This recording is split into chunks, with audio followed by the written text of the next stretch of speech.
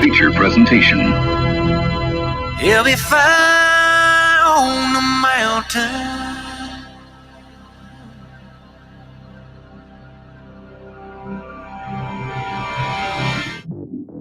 JB and Darren on the JB and Goldwater Show. Line drive right field, base hit. South Carolina wins the College World Series. Watson, touchdown. Hunter Renfrow. He got him, and it's all over. Coastal Carolina rules the roost. They win the championship. And South Carolina has won the national championship. The Senegal baseball team has done it again, but this time the Bulldogs beat one of the top teams in the country. They are giant killers. Get the ball to Bennett. He does.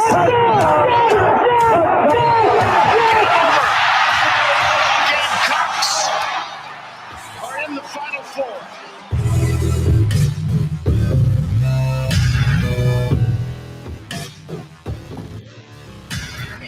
All right, greetings and a good Friday afternoon, and welcome aboard the JB and Goldwater Show, live, loud, and online, and driven by our friends and yours at Stokes Volkswagen. Find them at stokesvw.com. Find us on the JB and Goldwater app. You can download that. It is free, and you can watch and listen to our program daily. Always check us out at jbandgoldwatershow.com as well. Follow us on social media at JB and Goldwater, individually at Sports Media JB and at Darren Goldwater. 843-321-8893 is our phone number. It is also our text line. As you forgive me, I'm trying to get my get some adjustments here. Sorry about that.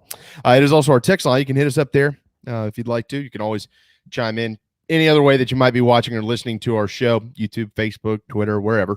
If you're on the app, you can send us a note there, and Darren can make you a part of it as well, just like Steven and Tyler have already done. We got a neat nucleus of what we would call our friends around here. We hear from a lot of the same guys and gals every day, and we certainly love all of you, and we really appreciate that. Certainly love Collyn Taylor and appreciate him. He's going to have a good time tonight, as many are. The Gamecock Central kickoff party at Steel Hands Brewing up there in West Columbia. And so Collyn will preview that, maybe give us a snippet of what he'll be wearing. Collyn's big on his attire and his meal prep, so we'll talk to him about that. And then, Gamecock stuff, too. They're going to scrimmage tomorrow is South Carolina. Maybe we'll have a starting quarterback by the end of the scrimmage. Who knows? But try to get some answers from CT coming up in just a little bit. Michael Flint at 1:05. Mike, of course, the former curly, red-headed wideout for South Carolina, the original 1-9, one of my best friends in the world. And today we'll preview the trenches, offense and defensive lines for Carolina, get his thoughts there. Scott Glaze, generally on Thursday, today on Friday. He was traveling yesterday, going to get some golf stuff in at the end of the show. We got some news and notes from around the SEC, none of it good, at least for those respective teams. The ACC's got a COVID policy out. We'll talk about that. Carolina and Clemson have their non-con hoop schedules out. Both of them have some challenges on them as well. And Darren and I will get into our buy or sell segment. We do that on Fridays. Yeah, kind of the last few Fridays, we've had four teams, two from the SEC, two from the ACC, kind of looking at their over-unders, giving our predictions of what we think, how many wins they might have this year. Not that none of you probably really care what Darren and I think, but it's a fun exercise, and it gives you a little idea of maybe how things might unfold. But before we get any further, it's blue skies. Darren Goldwater, good afternoon. It's about time. Not only is it blue skies, but I ordered two new pair, in fact, of sunglasses, because I talked about Shady Rays on here once before. I love them. A, they're great quality. B, they're not expensive. C, is if they ever are lost, stolen, broken, anything, they just replace them. So I ordered it a while ago. It's taken a while, but now 9 days later, I've gotten the text message that they're on their way. So the rain's gone, new sunglasses on the way, and I can use them today. Well, I'm a Costa guy, and they replace them as well. They're a little more expensive, but I like the mirrored look. I like colored lenses too, because then that changes. It really changes the way my world looks when I have like the orange lens or the blue lens. Orange? You have orange lenses? Oh, dude, yeah. And a blue lens. So if it's a little bit of a darker day and I'm outside, it's the blue lens. If it's a sunnier day, it's the orange lens. That's how cool I am. You're probably losing friends by the minute wearing those things around, Darren. I'm just picking with you. I'm a Costa guy. I'll always have the Costas. I don't wear anything but Costas. I do want a pair of Ray-Bans because my dad always wore Ray-Bans, but my wife says you'll look stupid in those. So I don't think I'll be getting Ray-Bans anytime soon. The Shady Rays are just like sun clouds, basically, except they have new fun lenses and they just deliver them to you and they replace them.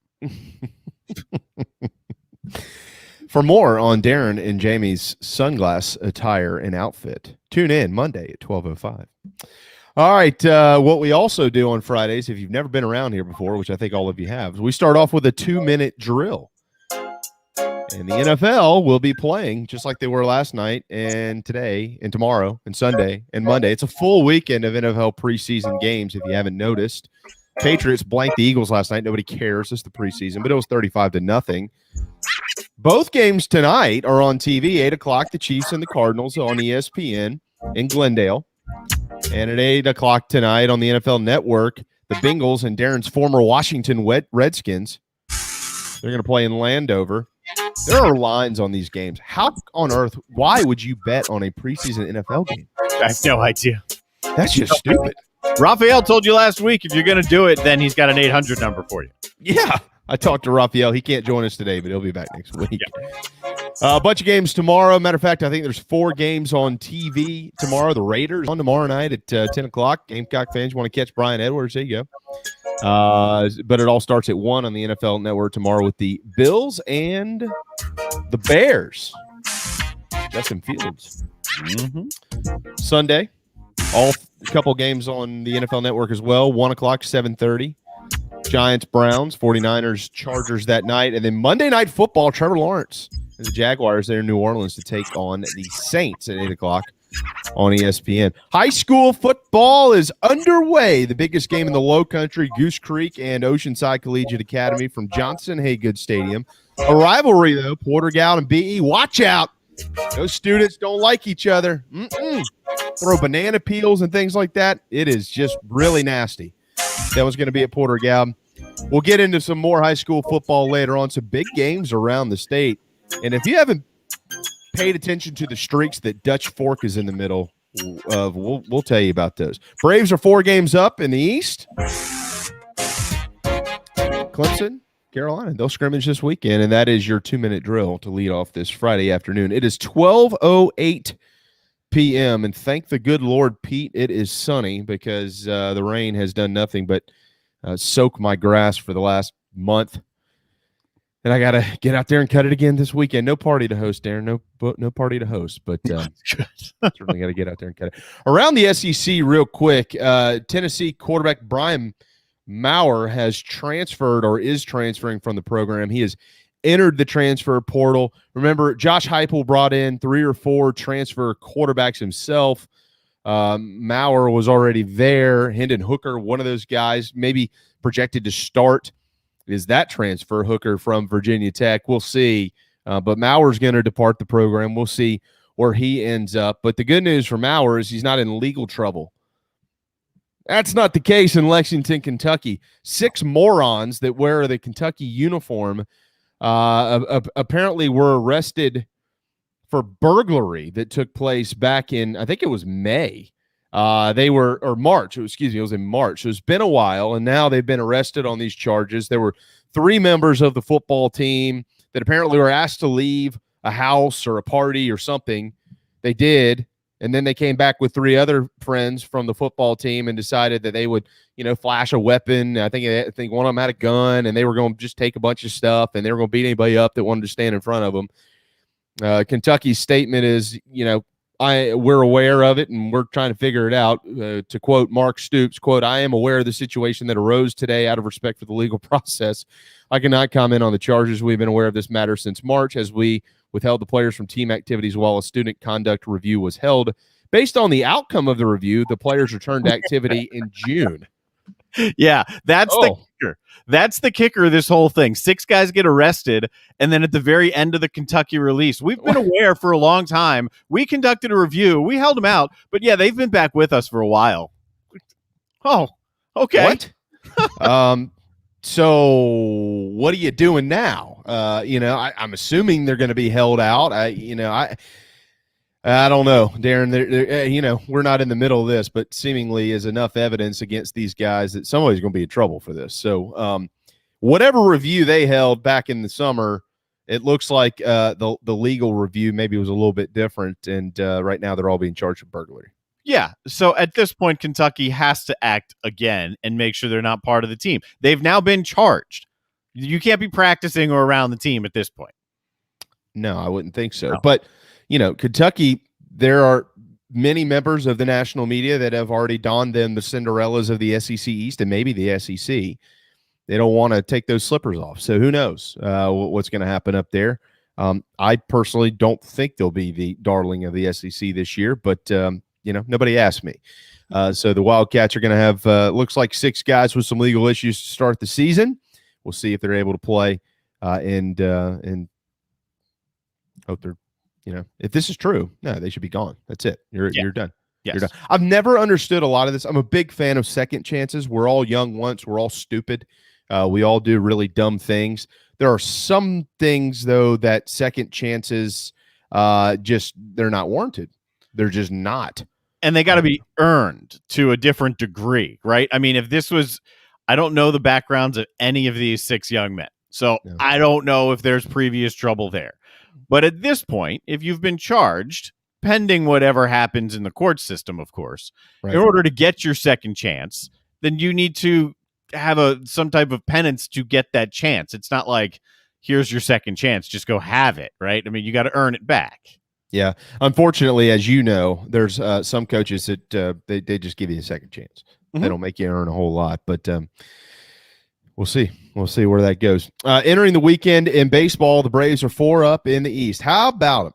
The hot Atlanta Braves will be back on the diamond tonight. They were off last night, but the Phillies lost, so Atlanta's going to get a shot to try to extend this thing maybe even a little bit more, and they have every opportunity to do so. Max Fried will be on the bump against Keegan Aiken for the Orioles, who are awful, 38-82. This game will be played, or the series, at Camden Yards. How about these numbers for Keegan Aiken?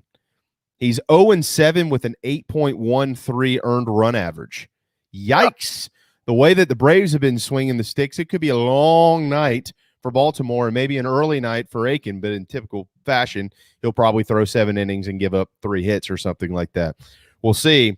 But Braves, Darren, they've made a move, and now they have to stay on track because of what lies on the other side of this series. Baltimore tonight, tomorrow night, Sunday afternoon, they'll come home, and then it's 2 against the Yankees, who are maybe the hottest team, probably are the hottest team in baseball over the last month plus. And then they got 3 against San Fran, and then they got to go on the road to LA, and then they got to go on the road to Colorado before an easy 3-game series against the Washington Nationals after that. Wink, wink. I'm just messing with you. But you got 6, 10, 12 games coming up. If you've got a 5 or 6 game lead in the East, you're going to feel really good about that. If you've got a 3 or 4 game lead in the East, we'll see. The hope in those 12 games after this series against Baltimore, if you're Atlanta, is hope that you're 6-6. Like that, play for a 500 record, and then come home and get back on track. You got Washington, Miami, Colorado, and so on and so forth. Right. You hope the wheels don't come off this train that they're on right now. Or you want it to be, you want to win this series with the O's, because losing it would not be a good way to go into that stretch you just described. And then get into that stretch and see how you fare. It's a good test when you get into that stretch of what could be to come if you can hang on and get down into the playoffs. So it's a good barometer. It's a good gauge for the Braves, and they want to go in feeling good about themselves like they do right now. The last thing you want to do is fall on your face against the O's. Right. Yeah. There's no question. And this is a huge. If they can sweep this series, oh my gosh, they might have a 5 or 6 game lead in the East. It would just be remarkable for Atlanta. So we'll keep our eyes on that throughout the weekend certainly. All right, into some hoops, and then we'll get to some buy or sell stuff, and then into a bunch of Gamecocks information with Collyn Taylor coming up at 12:30. But yesterday, both Clemson and South Carolina announced their non-conference 21-22 schedules, and both of them have their challenges. There's no doubt about that. We've kind of seen some of these trickle out over the last couple of months, I guess. But for South Carolina, it all starts officially November the 9th with USC Upstate, and then they've got that Asheville tournament we know about. If you're watching, it's right there on your screen. If not, I'll read it to you. They got Princeton and then either Minnesota or Western Kentucky up there in Asheville, North Carolina, and then it's home for 3 UAB, Wofford, and Rider. And then to Conway they go, an interesting matchup against Coastal, home for Georgetown, and then this game that nobody knew what or why it was happening, what was going on or why it was happening against Florida State in Rock Thrill, South Carolina.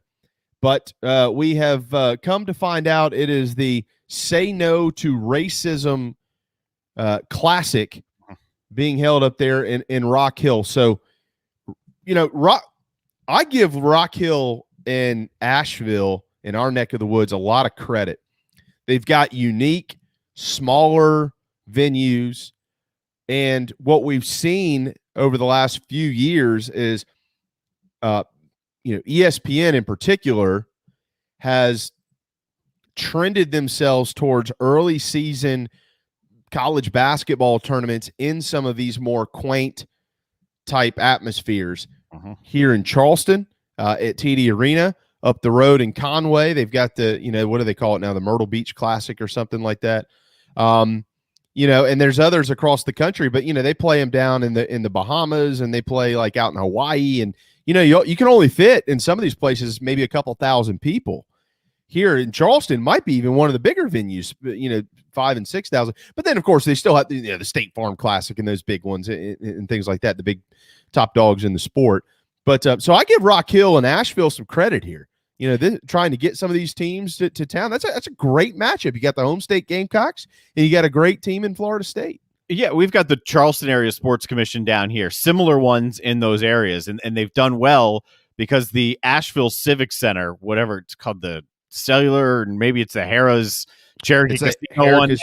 Yeah. Okay, so now whatever it's called, the thing that used to be the Civic Center, they've redone it, and it looks great. And I've been in there many times since it's been redone. It's in great shape, and it's a perfect venue to host. In Rock Hill, a lot of the cornhole events that you've seen on TV recently with Jeff McCarriger calling them, they've been from this newer facility in Rock Hill. The one that was just on the Ocho the other weekend, the celebrity one, that was in this arena. So gotcha. I talked to Jeff about it, and he said it's a great spot. I mean, it's apparently a nice new arena. So anything that these sports commissions can do to generate income, to bring events and eyes, totally worth it. And this makes sense. Yeah. Oh, it absolutely does. I think it's great. I think it's absolutely great. Gamecocks have Allen after that at Clemson. Watch out. Army, South Carolina State to round out. We all know the story. We all know the story in Columbia. We know what just happened a few months ago is with Frank remaining as the head coach. We know what's happened basically every single year in the non-conference for Carolina. They've had some bugaboos. And without some of those bugaboos, they're probably looking at least 2, if not 3 postseason appearances in the NCAA tournament under Frank Martin. So remember that. So this schedule is challenging. I mean, I'm not trying to discount any of these programs. UAB, Wofford is a great basketball program. But you throw Georgetown in there, you throw Florida State in there, you're going to play Clemson. You might get Minnesota and Asheville, Wofford. UAB has a solid team. USC Upstate's a program that's been building, believe it or not.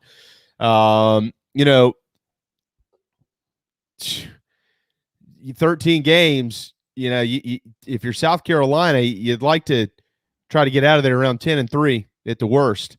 in the non-con, and we'll see. It's going to be a challenge for them, and they got a bunch of new dudes, so it's going to be a little bit of an effort. Clemson also has challenges on their non-conference schedule. They're going to start with PC on November the 9th. This PC's basketball team, they don't punt either, so that could be a challenging day for Clemson. They've got Wofford on the 12th, Bryant on the 15th, and then they're here in Charleston for the Charleston Classic, Temple, and then there's one of the great up-and-comers in the sport, TBA.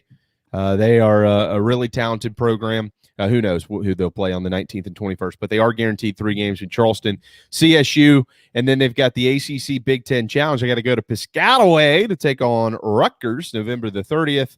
They've got Drake, Miami of Ohio, and South Carolina. And then into the ACC they will go. So when you look at what Clemson's got, you got the Big Ten game, you got the tournament here, which is always a talented field. You got South Carolina, you got Wofford. I mean, both of these in-state schools, they got good stuff on the schedule. And again, for Clemson, you'll probably try to want to get out of there with 3 or less losses. We'll see. And they've lost a bunch as well, but they've got some talent. They're the ones. Didn't they extended Brownell? So I think they should have. I'm curious to see what Clemson's team is going to look like. I mean, obviously there are questions for the Gamecocks, but at some point I want to see Clemson either elevate further or do something. It's always one of the questions I have going in, but I really haven't looked that far ahead yet. It's a non-conference schedule release. I mean, we're like 90 days from hoops. Yeah, but we're about 8 days from college football. Yeah. 15 days from Clemson and Carolina, and 13 days from the Citadel and Coastal playing up there in Conway. Speaking of college football, our buy or sell segment brought to you by our friend Jeff McCarriger at Carolina One Real Estate, Jeff.McCarriger at carolina1.com. If you're buying or selling real estate, and we all know what the market is these days, you want to have someone you can trust. You can trust Jeff. I promise you that. Jeff.McCarriger at carolina1.com. He's been presenting our buy or sell segment around here for quite some time. We usually hold this and do it a little bit later in the show, but with Collyn Taylor, Michael Flint, and Scott Glaze rounding us out today, we're going to get it in here at the top. So let's start in the ACC, Darren, and JC's favorite guy, Dave Doran, who's the head coach at North Carolina State. 6.5 is the over-under for the Wolfpack, and there's some people that think, well, this could be a good year for NC State. They've been trying to kind of get things turned around up there, and it is an interesting start because you've got Jeff Scott in South Florida on the 2nd of September, a Thursday night in Raleigh. South Florida wasn't any good last year, but it's a Thursday night against a guy that knows your program, Jeff, obviously with Clemson forever. What type of challenges will they pose? I mean, I think the NC State will win that game, but then they got to go to Mississippi State, and it's such an interesting week 2 matchup. Mississippi State and NC State are 2 teams that we just don't know a lot about. We know enough, but it's like, well, we're going to need to see them to see whether they can actually really contend or not. You know what I mean? And then you got Furman, you got Clemson, you got La Tech. It's a strange start to the year. But you'd like to think that after the first 5, NC State is probably 3-2. So the over-under at 6.5, I'm over. I've got them at 7. I'm over also because I'm not sold they're 3-2 after their first 5. I'm more leaning maybe 4-1. Because if they do beat Mississippi State, then they're probably sitting there at 4-1. Last year, an ACC record 7 wins. They got almost everybody back amongst their starters. If they're going to get 4 of their first 5, and I think they're going to be at least on par with where they were last year. They have that tough schedule. You pointed it out. They got to play both of the top teams on the other side, Miami, North Carolina. But if I think they've got 4 wins in their first 5, I think they have more than 6 overall. They got a bunch of guys returning, which is great. Dave Doran obviously has been around a long time. There's some heat on him, if you want to call it that. My guess, Darren, is if he does enough to get them into a decent bowl game, he's probably going to be back no matter what his contract says. if he doesn't go bowling this year, I don't think Dave Doran returns to Raleigh. I really don't. Exceeded expectations last year. I mean, He last year it was a good year last year for him. So maybe that's got him on a little bit better footing here. But yeah, I mean, you'd expect a bowl game for sure. It's just been this up there, and they have just been peaks and valleys for the large majority of his tenure. But I've got him over. I've got him at 7-5, and generally with NC State they lose kind of a strange game, then they always win kind of a strange game, and I think that's probably going to be about the same this year. All right, North Carolina as well, out of the ACC, the over-under. These are, by the way, win totals courtesy of mybookie.ag. Of course, Rafael Esparza is not able to join us today. 4 losses last year for North Carolina, but that includes the 41-27 defeat in the Orange Bowl at the hand of Texas A&M. We also have to remember they had a bunch of opt-outs going into that bowl game as well. But the offense is going to be the story for the Tar Heels. I mean, last year, points galore. Can they stop enough teams on defense to get really over the top? This is the one question everybody wants answered with North Carolina. It's very simple, Darren. It's very simple. Mm-hmm. Can they beat Clemson? That's the one question. Can you beat Clemson? Because if you can't beat, yeah, and right, and 99% of responses are no, they can't beat Clemson. Uh-huh. But like, that's what everybody wants to know. Or even asked in a different way, can you compete with Clemson? You know what? If they have a great game, I think they absolutely can compete with Clemson. I certainly, you're going to have to play your best game. But I think that they could. So over under at 9.5. Virginia Tech, Georgia State, Virginia, Georgia Tech. You always look who you playing and where you playing them. Well, you start the season on the road in Blacksburg.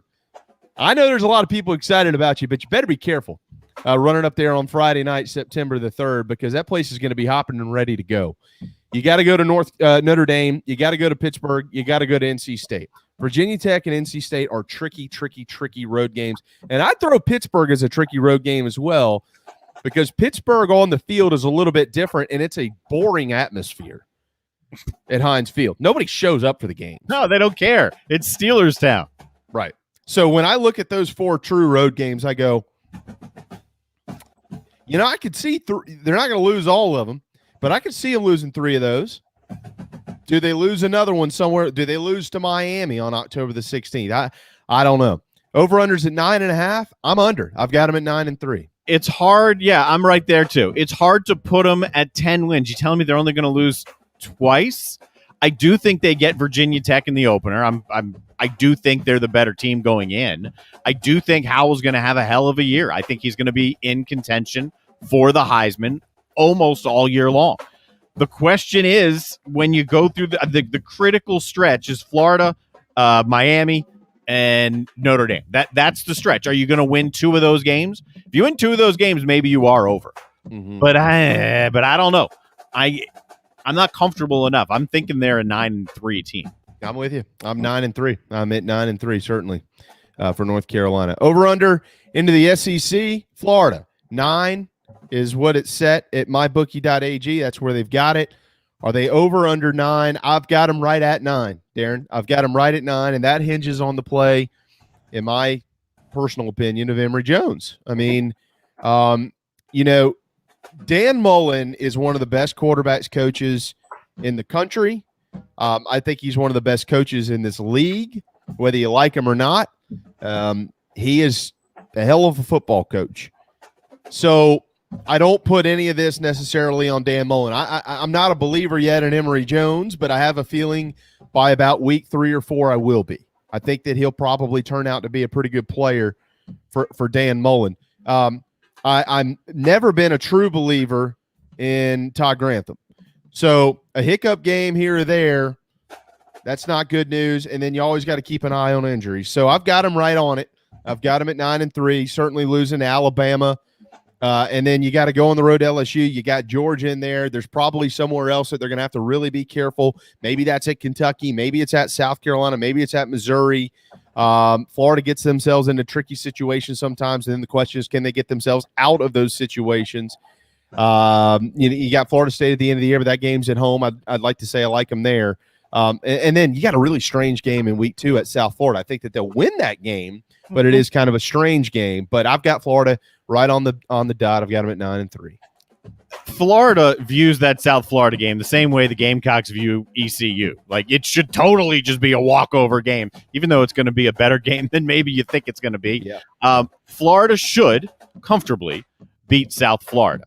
I think this one surprised me going through it today. I've got them over. I think there's too many people just kind of going over some of Florida stuff. I think there are a lot of question marks there, and certainly it starts under center. But the schedule's not that bad. You'd think they're favored in the majority of their games here. I mean, really, 9 of them. Yeah, they'd be 9. Yeah, they're going to be favored in 9. The question mark really is the LSU game. What's going to happen against LSU and Georgia? You're going to lose to Alabama. So what's going to happen against LSU and Georgia? I'm leaning 10. I've got Florida over and right on the heels of Georgia in the SEC East. Yeah, by the way, South Carolina gets Florida per Florida's schedule at a pretty good time because they're going to go down to LSU. Then they've got Georgia and Jacksonville. Who knows what they look like coming out of that? You know what I mean? And then they got to go to Columbia on November the 6th. All right, and then finally A&M at 9.5. I think that's low. I've got A&M absolutely over 9.5 wins this year. I've got them at a minimum 10 and maybe even at 11, with that only loss being against Alabama. Now, who's going to play quarterback for Texas A&M, and what's it look like, and this, that, and the other? That question certainly needs to be answered.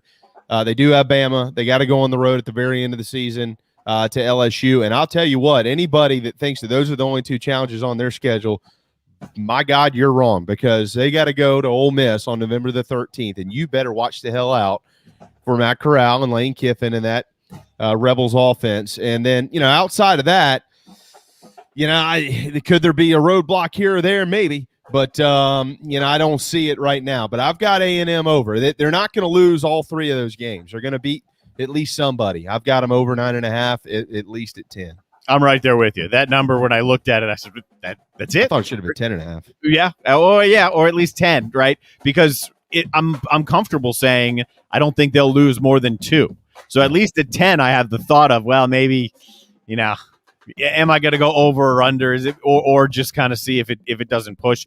So I think 9.5 gives you a little bit of room here. This is something I would actually consider with real money and not actually just bantering about here. But they should be 5-0 when they get to Alabama. Okay, let's assume that's a loss. That Ole Miss game, yeah, it can be tricky. It will be tricky. They're going to be favored going into that game. They're going to be over 9.5. It's going to be 10 or 11 regular season wins for A&M. Yeah, there's going to be 2 teams in the West with double-digit win totals. At least I believe that. And I think A&M will certainly be one of those 2. Jeff McCarriger at Carolina1.com. If you're buying or selling, let him know. He'll take care of you right here in the great state of South Carolina, specifically down here in the Low Country. Time for a timeout. It is party time. At least it is in the Midlands tonight, the big Gamecock Central kickoff party. Collyn Taylor will be there with dinosaur nuggets and all. He's going to tell us about that. We'll talk some Gamecock football and more on the other side of this break right here on the JB and Goldwater Show. This is Mike Mazzell for Stokes Volkswagen on Ashley Phosphate Road with exciting news. It's springtime and we're playing ball. Most dealerships don't have any inventory, but at Stokes Volkswagen we do. So we're playing ball on every new Volkswagen in stock. Every new Volkswagen available with 0 down. Qualified buyers can sign and drive with interest-free financing for 60 months. Remember, Stokes Volkswagen on Ashley Phosphate Road is the fastest, easiest way to sell your car and get the most money for your trade. Plus, we'll take any trade in any condition, paid off or not. Is your credit in a slump? Strike 2! If you've got $500 down and you make at least $2,000 per month, our lenders can get you approved. So if you want to strike out, that's okay. But if you want to hit a home run and save on a new Volkswagen, come see us today at Stokes Volkswagen on Ashley Phosphate Road or StokesVW.com. $1,666 per month per $1,000 borrowed for 60 months at 0% APR with 0 down. Plus tax tag. Includes $499.50 administration fee. Subject to BCI credit approval. Expires month end. Peace and love at Stokes VW. Wando Power Equipment, the trusted home of Hustler zero-turn residential and commercial mowers. There is nobody more trusted in South Carolina than our friends from Wando Power Equipment. They've been providing elite commercial and residential service for over 30 years. Landscape Services have turned to their selection of Hustler zero-turn mowers like the Raptor. Bigger, stronger, faster, and the most durable Raptor Hustler has ever designed. Located on Daniel Island and online at wandopower.com. Wando Power Equipment, owned by the Price family, the home of Hustler zero-turn mowers, rentals, service, and specializing in family and friendship. Shrimping season's back. That means local caught shrimp. That's right, local caught shrimp back on the menu at the Dog and Duck. All 3 locations, Bell Hall, Park West, and Clements Ferry Road, now featuring once again local caught hand-breaded shrimp, plus other daily specials like the Game Day Burger every Wednesday, Rib Night on Friday, rotating taps all the time, and all the TVs you can possibly imagine for whatever you want to watch. The Dog and Duck in Bell Hall, Park West, and on Clements Ferry Road. Ladies and gentlemen, here it is. Even the other stations are tuned in too. JB and Darren on the JB and Goldwater Show.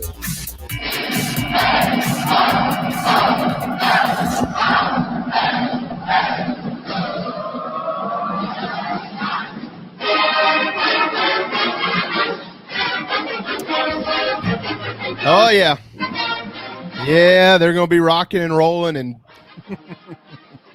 funneling beer bongs and taking shots of whiskey jam and everything else. And Colin Taylor will be the officiant for all of it with Gamecock Central. It's party time at Steelhounds Brewing tonight. Patrick Davis, of course, headlining this thing. Michael Haney's making an appearance. I'm so upset I can't be there.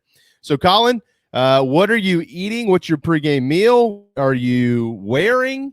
Will you be signing autographs? Do you charge from those? Fill us in here.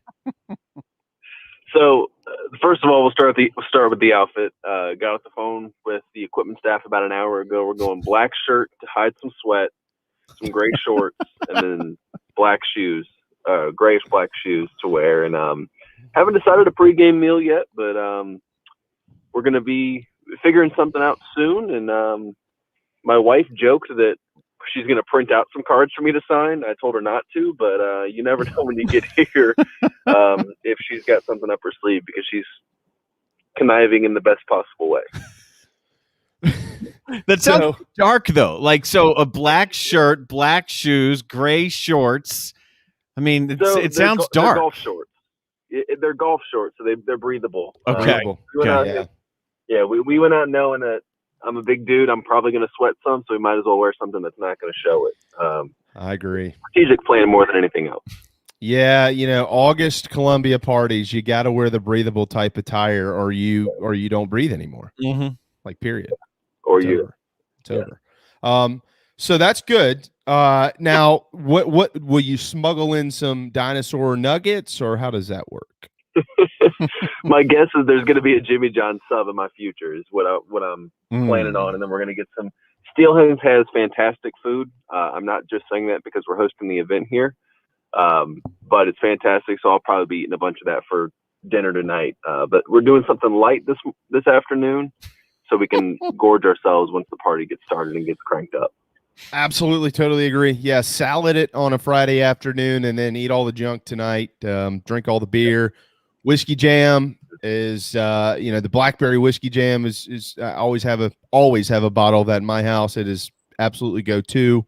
So maybe take a pull or two of that and tell somebody how you really feel. Who knows? Who knows if you have enough time? Maybe Bed Bath & Beyond. Yeah, we're we got a big Saturday planned. Yeah, that's right. Well, you do have a big Saturday planned. I mean, the Gamecocks scrimmage tomorrow. Somebody's got to work. Yeah, I know, right? We got to find a way into the stadium with our binoculars and lay on the floor some sweet to see what's actually going on before we get to talk to Beamer about it next week. That's right. Well, look, anybody that can make it tonight, if you're waffling, go. Go. There's going to be so many great people there. The entire GCC staff, of course. PD will be there playing. Michael Haney is basically emceeing this thing, and I got a feeling he's going to grab a guitar or two as well. Patrick, I guess, I'm pretty sure this is still the plan. I was texting with him yesterday. I guess Mark Bryan is going to come and play some guitar for Patrick. His dad will be there. His dad's a better player than Mark is, so they'll probably have a little contest, and that'll be neat. Whiskey Jam will be there. A bunch of former players. I know Brewer's going, and I mean, there's so many guys and gals that are going to be there. It's just going to be the best party. So, Collyn, y'all have a blast. Anybody again that's thinking about going, go. Are all the VIP tickets now sold out? Is that done? I think we have.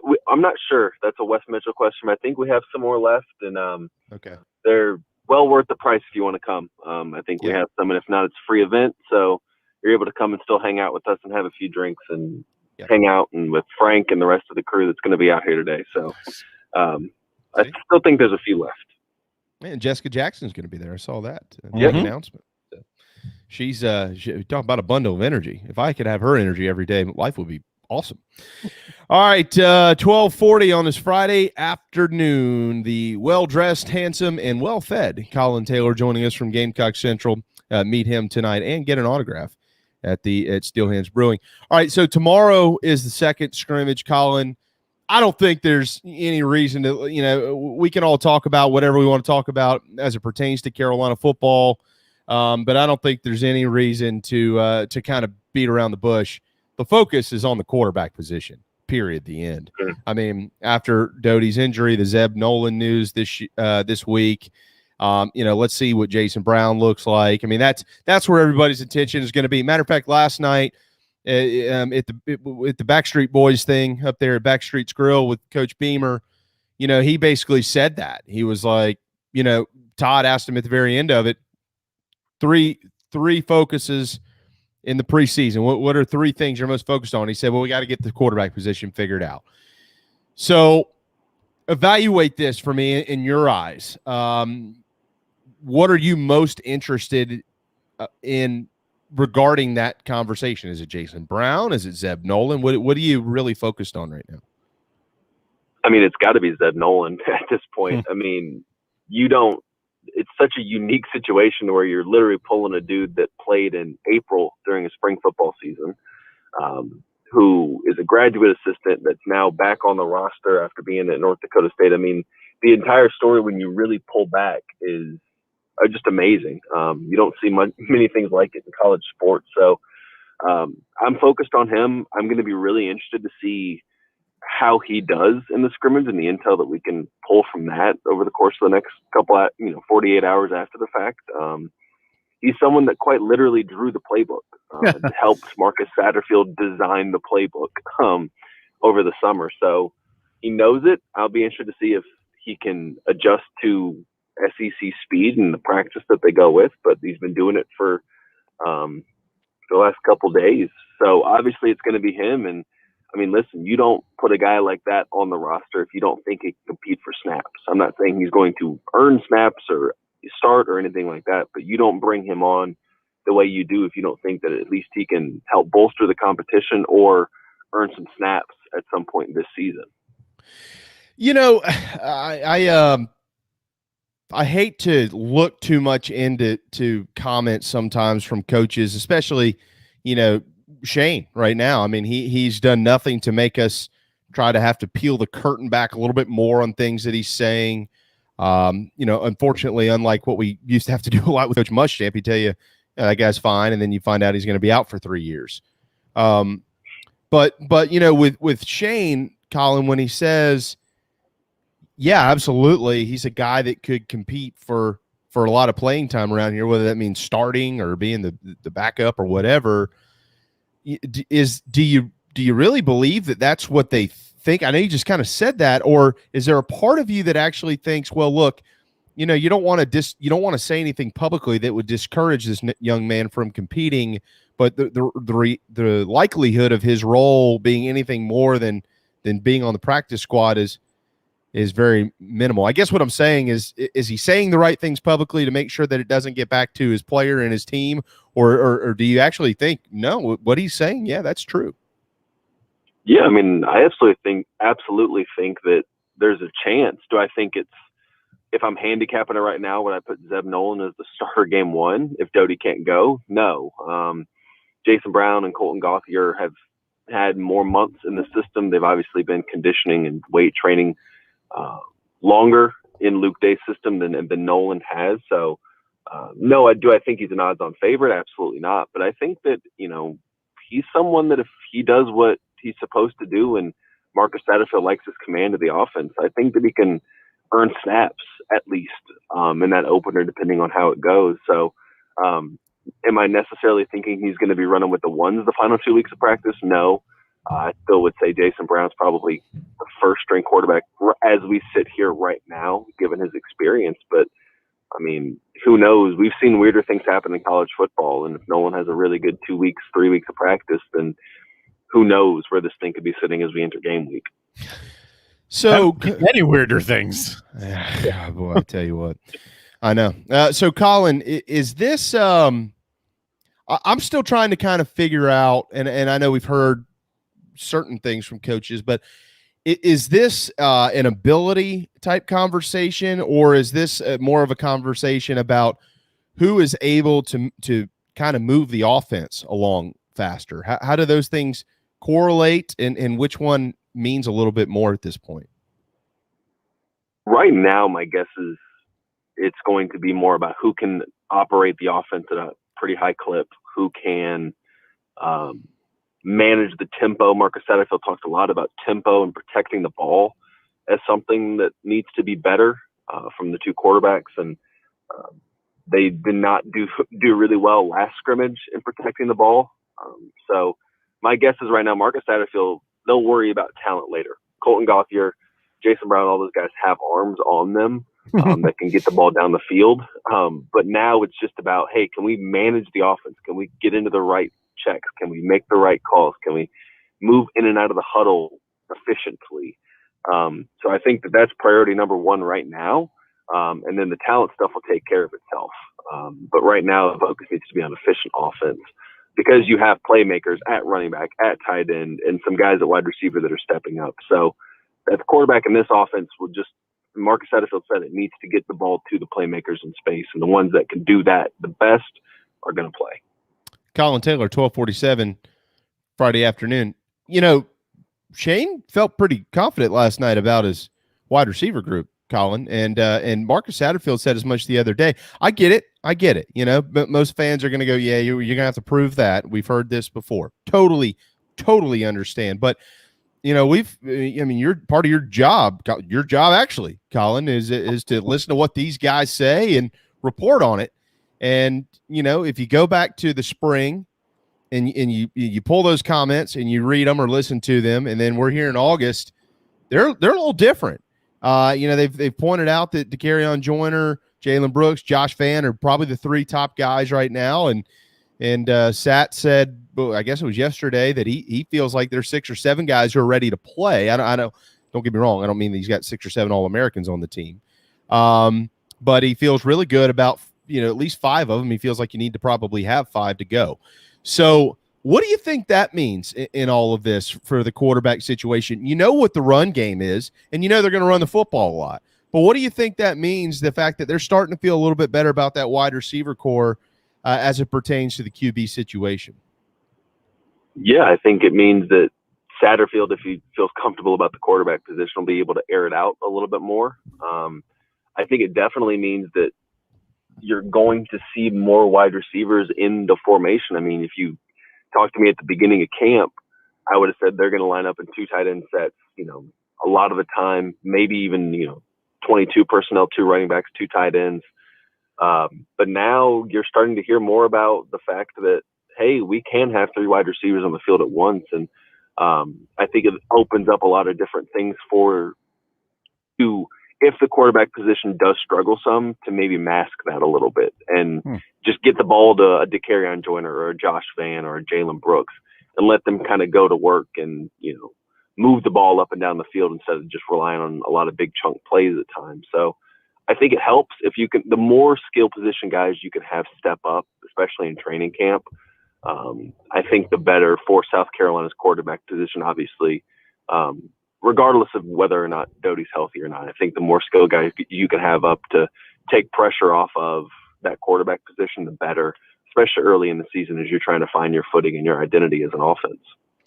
All right, so EJ Jenkins is back, and seems like he's back to stay. So that's just wonderful news for South Carolina. Kind of an Xbox-ish type question for you here, Collyn. I'm not sure how much you've dug into this or if you've reported on this or anything to this point. Do you think that maybe because of that connection, EJ Jenkins and Jason Brown, and EJ Jenkins is going to be on the field a lot, either as a tight end, wide receiver, whatever the hell they put him at. Do you think that gives a little bit more of a nudge to Jason Brown, because he's been throwing the football to this guy for 3+ years? They got a great connection, regardless of if there's a busted route or a bad play call or whatever it may be. They seemingly are very comfortable with each other. We saw it in the spring game. We've seen it over and over in highlights from St. Francis. This is the SEC. I totally understand that. But if Luke Doty's not able to go and Jason Brown is the starter or is in contention to start, you think that gives him a little bit of a nudge just simply because of that connection to a guy who's 6'7"? I mean, it doesn't hurt. I don't think it hurts one bit to have that connection and the fact that they know each other. And I mean, you mentioned in the spring game, yes, they were going against, I think, third stringers at the time, but Jason Brown's 2 touchdowns he threw were to EJ Jenkins. So I think that helps their case. I think that there's a natural chemistry there. I mean, they've been playing together for a decade, I want to say. I mean, since like middle school. That's true. So, yeah, I mean, they understand, and I think that if you're Marcus Satterfield or if you're Shane Beamer, you have to take that into account that, hey, they know where they're going to be, and if you can play off of that and tell Jason Brown, hey, in this call, EJ is going to be here, which could open up this route later on, further down the field. And that might help him put things into perspective. And I think that could truly help this team if that's the way they want to do it. I think it could be like one of the check marks in like the advantage column, right? So maybe Gauthier has the strongest arm, but Brown's got the connection to Jenkins, and Zeb Nolan's got the 30-year-old experience factor. And then who takes their check mark in the positive category and then makes that offense overly, most efficient, like you were saying before. Yeah, I think so. And I think, Jason Brown obviously has played a college game before, same with Zeb Nolan. But, Jason Brown has some experience, and I think Colton Gauthier is incredibly talented, incredibly smart, but he's drinking water through a fire hose at this point, just because it's training camp and you're a freshman. And so he certainly is competing, but Jason Brown has the experience. He was QB1 in the scrimmage, was taking first team reps, so we saw him out there this week. So, this is a competition that's going to have to get wrapped up somewhat soon so they can start divvying out reps a little bit more clearly in practice, because you want to have whoever your starter is going to be take the majority of first team reps in practice to get on the same page and build some chemistry with the receivers that you have out there. So this is a competition I think needs to, Marcus Satterfield wants to get this thing wrapped up soon and have a clear idea of, if Doty can't go, what the plan's going to be at quarterback and the pecking order there. Yeah, and I want to be clear too. We're having a theoretically a hypothetical conversation right now, Collyn, because Luke Doty has not been ruled out for game 1, but Shane Beamer and Marcus Satterfield have both publicly said they're not going to rush him along either. Eastern Illinois is a game that, whether Luke Doty's there or not, they should comfortably win the football game. And then my gut would tell me that that East Carolina game, you need to be able to throw it, but you're going to want to run the football a lot, because ECU, they will throw it, and you're going to try to run that sucker down as quickly as you can. On the defensive side of the football, all right, Collyn, last few minutes here, then we'll let you start pre-gaming. So last week was their week. And generally, we talked to Perry Orth on Mondays around here, and Perry said, look, I've been in football my whole life, and as a player or as a coach, I've never seen the offense have the upper hand on the defense in the first scrimmage that he's been involved in. So last week, the offense wasn't good.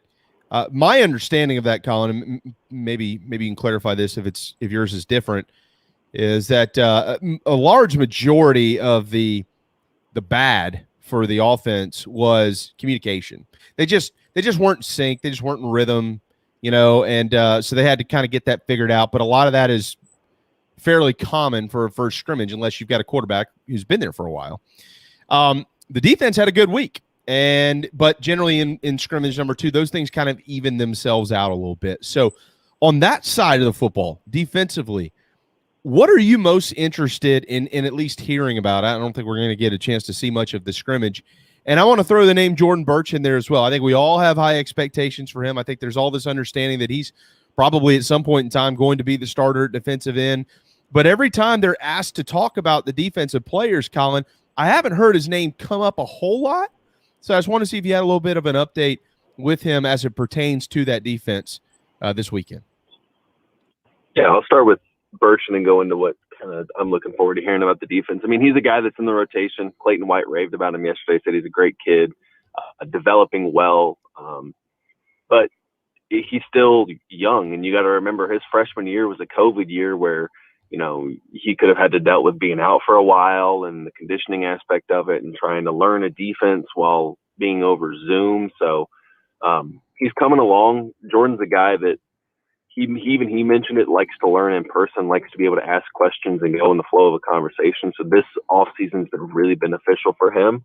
He's going to factor into the rotation. The only issue is he's playing behind a potential first-round pick in J.J. Edingbare and then what feels like a 10th-year senior in Aaron Sterling on the defensive end. So he'll factor into the rotation with Jordan Strawn. And, I mean, he's going to play a lot of snaps for this team this year because he's athletic and really gets – can really get to the quarterback. So you'll see more of him, obviously, as camp goes on, and then we get to take a look at him, but certainly looks the part of an SEC defensive end and pass rusher. And from a defensive perspective, I'll be interested to see if they continue to force turnovers, that if they can continue to be a defense that can do that. I mean, obviously some of it's luck.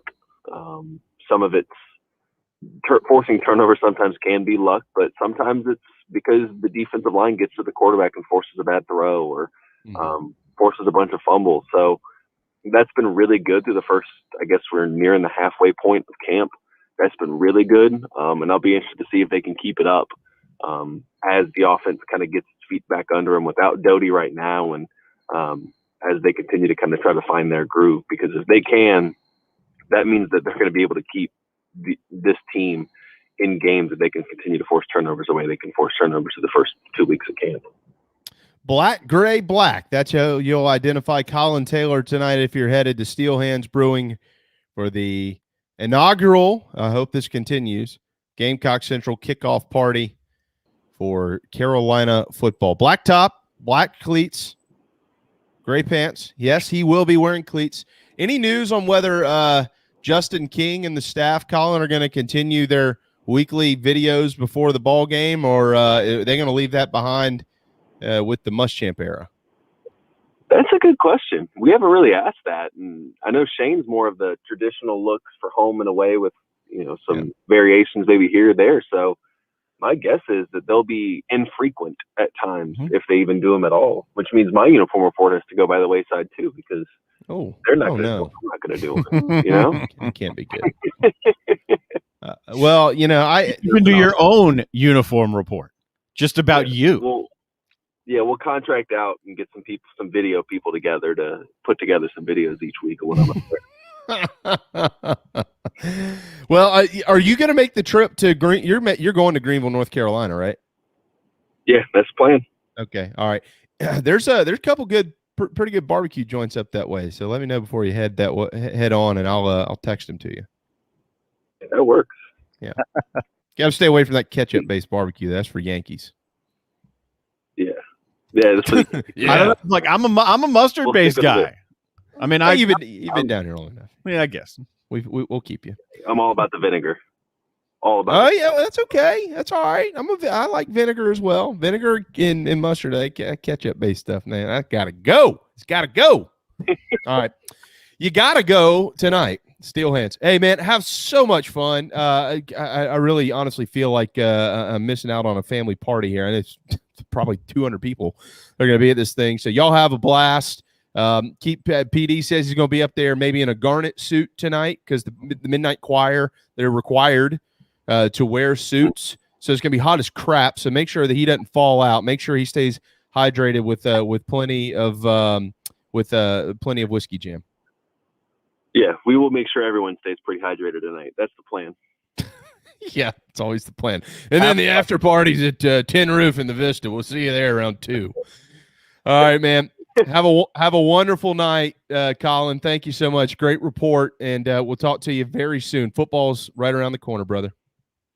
Awesome. Appreciate you guys as always having me on. Later, man. You got it, man. Thank you. There you go, Collyn Taylor with Gamecock Central. Get him early. He'll be slurring later. No, I'm just kidding. Collyn's not a heavy drinker by any means. But Darren is, so wait till 2 o'clock, Darren. We got to hit a timeout. When we only return, an hour away. It's not even an hour away. Exactly. When we return, speaking of 5 points, this guy used to be the king of it. Michael Flint joins us right here on the JB and Goldwater Show, driven by Stokes Volkswagen.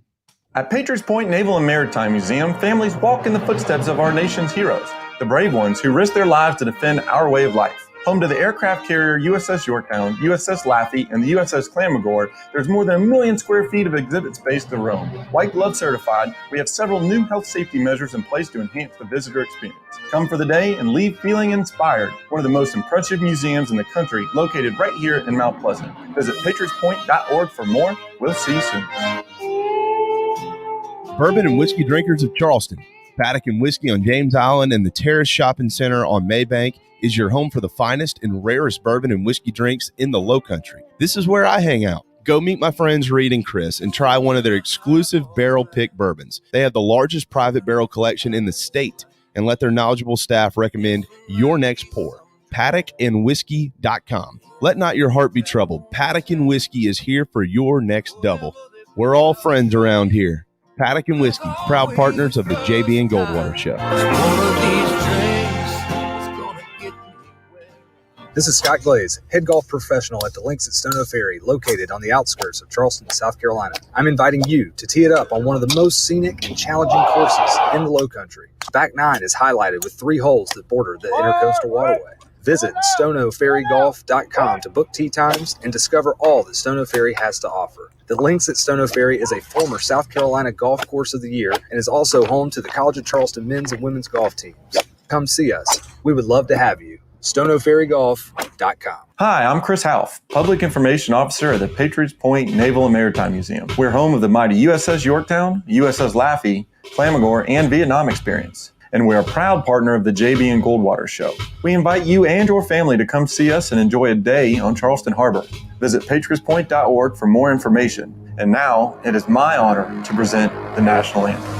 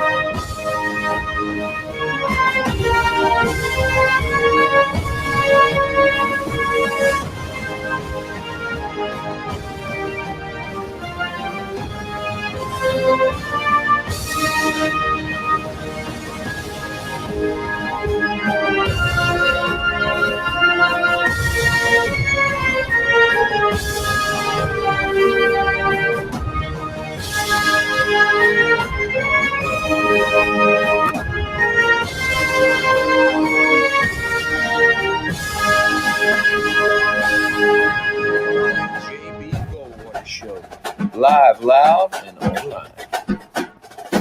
Final hour of the work week. Welcome back. The JB and Goldwater Show, driven by Stokes Volkswagen, stokesvw.com. Make sure you've downloaded our app. You can always check us out at jbandgoldwatershow.com as well. Across all social media platforms at JB and Goldwater, individually at Sports Media JB and at Darren Goldwater. Darren JB and the only 1-9, Michael Flint, former wide receiver at South Carolina and Hall of Famer at Wando and Moultrie Middle School, that is.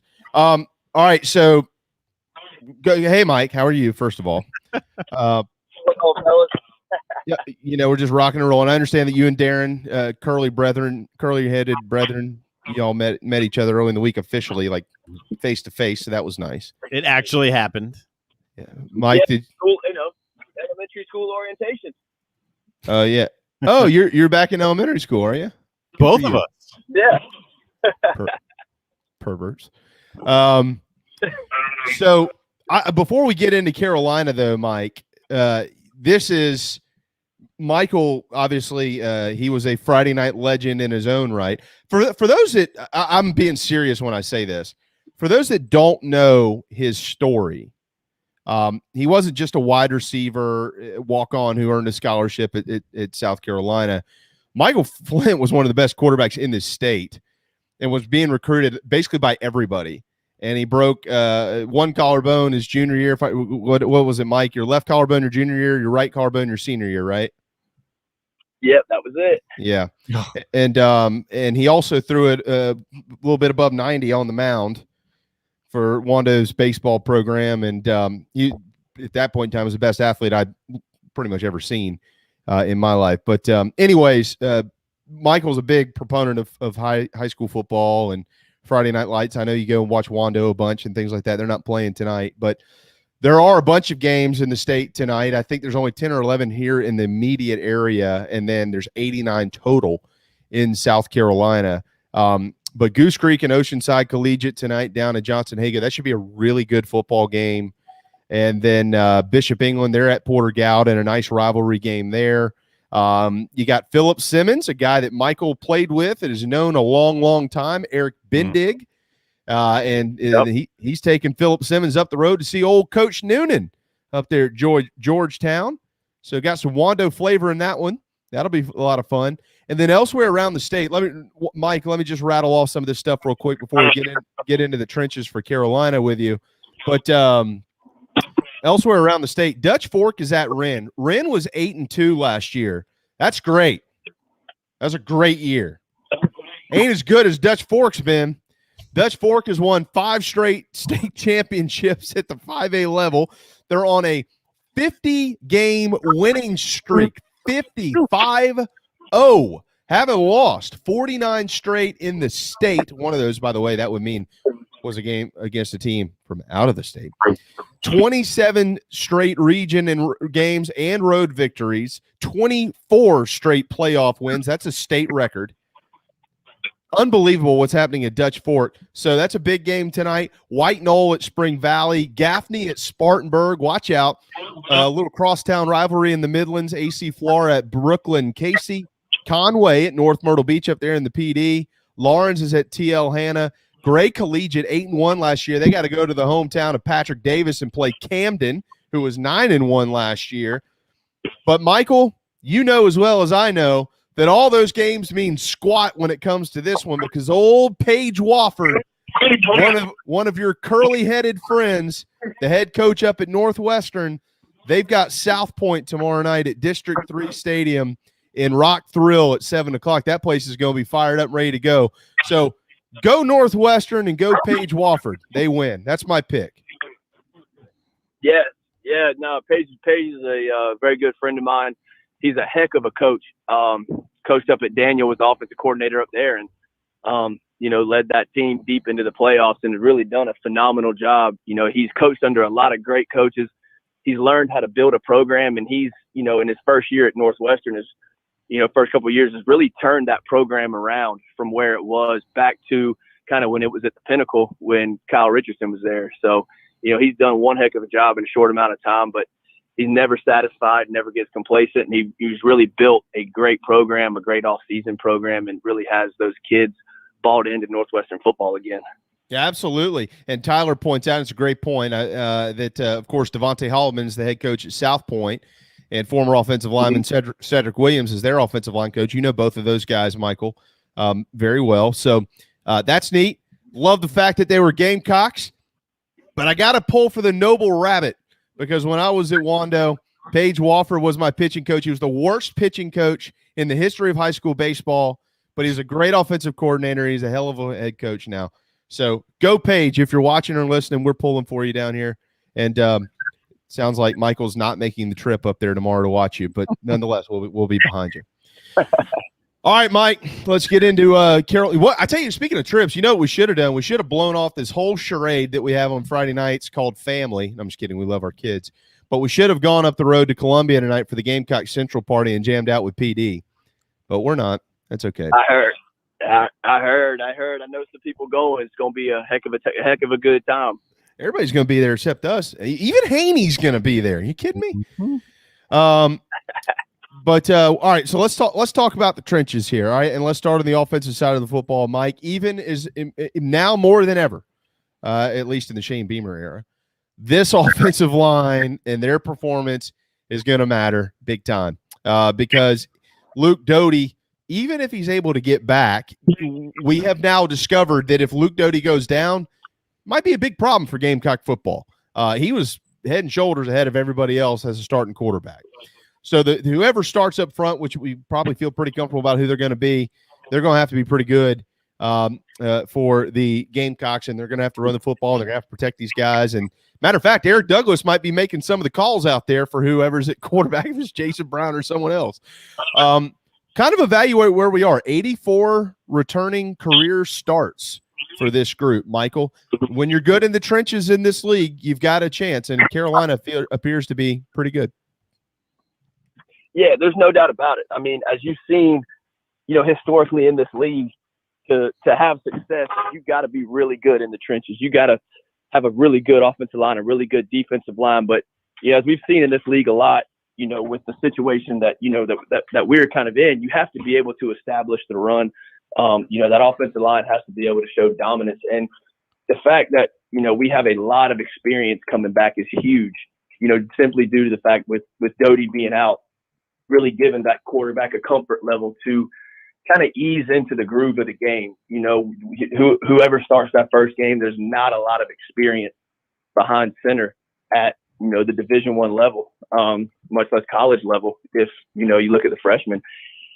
And so it's really, pertinent that we give those guys time to get comfortable throwing the football, whether it be through the quick game or the screen game, allowing those guys to be able to kind of adjust and get into a rhythm and get into a flow. And it really starts up front with those guys establishing that line of scrimmage, really creating a good pocket.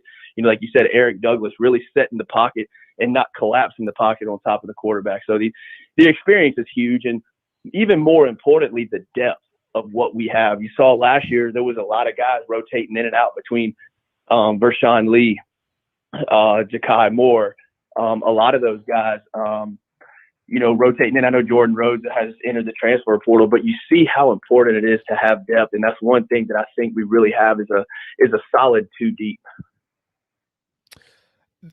It's not only is it too deep, Mike, it might be deeper than that.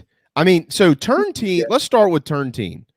We know his story. He comes in last year.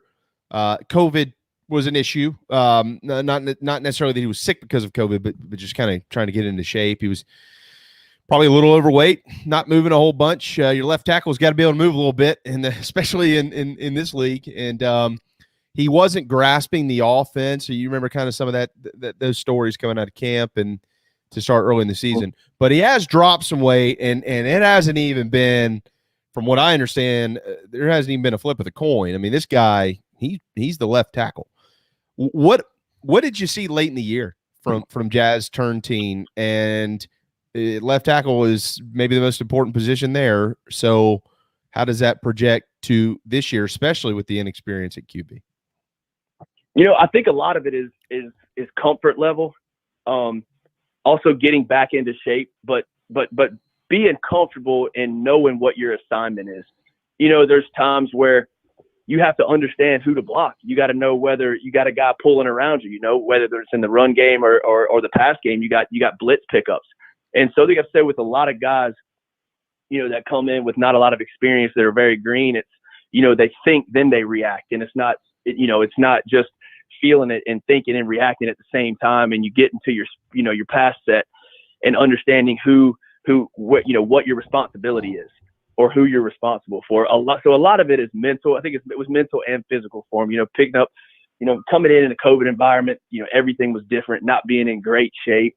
Getting through camp and, fall camp is a grind and it wears on you, not only, mentally, but physically, and dropping all that weight, but you also lose strength. So it's, being able to do it being able to drop that weight the right way and also gain strength and your footwork improves. So, that was a lot of it. I think that mentally he had a long way to go at the beginning of last year and really started to pick it up towards the end of the year, really got comfortable, understood protections, blitz pickups, and also, in the run game. So I think a lot of it was a mental part, but, flipping those guys back and forth from left tackle to right tackle, it's a bigger deal, than what people think, with Wonham going over to play left tackle for a little while because, turn team wasn't ready. And that was a huge adjustment for him. And you could see the comfort level with Wonham between playing left tackle and going back to right tackle. So that was really critical for us that he did come on and was able to step up, because I think that was kind of got our 5 best guys on the field throughout the course of the year. And I think, what Eric Douglas did, last year was kind of goes unnoticed, but what he did was huge too, because he calls out a lot of the sets and a lot of the fronts for the offensive line to really understand what their responsibilities are based on how that defense is lined up. Michael Flint, 116 Friday afternoon. To that point, Mike, that's a great point. And, Eric Douglas was asked about Jason Brown, because Jason Brown might be the starting quarterback, at least in week 1. But he was asked about Jason Brown, and he said, like all these quarterbacks, they're hungry. They all have a personality on them. He wasn't talking about, they tell great jokes in the huddle. He meant he meant more along the lines of, they're trying to get it right out there. They're feisty. And but he said that Jason Brown walked up and asked him, hey, what do I need to be able to do to learn the defense like you know it, like you understand it? You look out there, you see it, you get it. And so what is that like, Michael? What's it like in a huddle where you've got a center who can identify defenses? How impactful is that for the quarterback, but obviously for everybody? The guys to the left and right of them, the wide receivers, the tailbacks, whoever the hell's in that huddle. How big of an impact is it when you have a center who says, I know exactly what's going on out here, and here's what we need to do? Oh, it's huge. I mean, it's one of the most critical positions out there, because the center is responsible for calling out defensive fronts. And those defensive fronts can directly affect whether we need to check a play, whether it's flip whatever run is called, or it's check out of a run into a pass, or vice versa. It's critical, for not only the offensive line, for everybody, but from an offensive line standpoint, it's critical in pass protections. Whether it's the line is sliding one way or another in quick game, is critical in blitz pickup. Understanding if a blitz comes from a certain direction, this is your responsibility, and knowing who's responsible for who, as well as the running back. I don't think a lot of people realize, but the running back does have a lot of responsibility in pass protection and blitz pickup, and the running back really understanding what their responsibility is in blitz pickup. Is it the linebacker, or is it a safety coming off the edge, or is it helping the tackle? Any of those things, could be their responsibility on any given play, depending on the front and that type of front they're showing between the defensive line or really all the guys in the box, whether it be defensive line and linebackers or safeties coming down, whatever that may be. It's critical. And those linemen understanding what their responsibility is, not just in pass protection, but also in the run game, and knowing who's pulling on what play based on those fronts. Mike, let's flip it over to the defensive side of the football, and once again, seemingly know who's going to be playing for South Carolina. I guess you could look at it as a pretty good sign that both sides of the football up front are fairly solidified. Not just the front guys, but the two deep guys as well. So there's some excitement here. And J.J. Enagbare continues to get accolades. Everybody is going to circle him. Michael, what does that mean? We've seen a lot of great defensive ends come through this program over the years. A ton of them. We all can name them. What does it mean when you're the targeted guy? And he's certainly going to be the one that's circled in the film room and things like that. So how does JJ Enagbare, not just his play, but the amount of attention that needs to be given to him, how does that affect everybody else? Yeah, he could, kind of like Clowney, tend to attract double teams. Defense or offenses will sometimes, they may lean towards leaving their running back in pass protection because the tackle needs help. So that eliminates, an extra guy out in a route. They feel like they need to leave that running back in there to help, or even having the tight end stay in and kind of help block or throw a chip block, which, keeps those guys inside in line of scrimmage longer and doesn't allow them to get as many guys in the route and out into the routes. But, I think with this defensive line, there's so many good players. I think, JJ Enagbare getting all of that publicity is good. I mean, it's good for the program. Hopefully it's not something that's kind of, going to his head per se, get complacent when they see that. You see your, first team preseason all SEC guy that, if you think about it in reality, that means you're probably going to be a high NFL draft pick, first, second, third round draft pick, which has a lot of value to it. But, making sure that he's continued to work his tail off like he's a guy that is not even on the radar.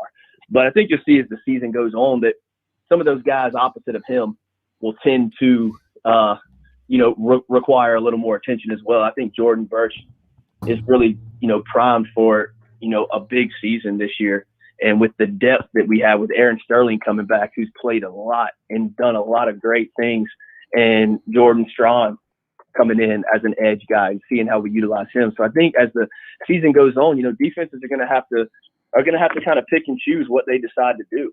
And they may sometimes have to play it straight up and, really try to utilize the screen game with how good those guys are and how quickly they can get to the passer. Because when you have a good defensive line, that can mask a lot of things in the secondary and on the second level. So, that's going to be an interesting thing to see, how offenses, block and attack Enagbare, based on, the other guys up front.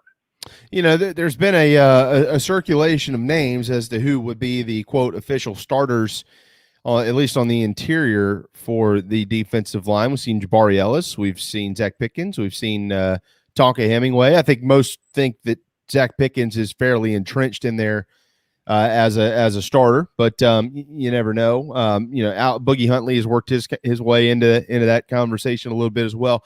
I'm going to say something that's going to be unpopular amongst a bunch of Gamecock fans out there, Mike, but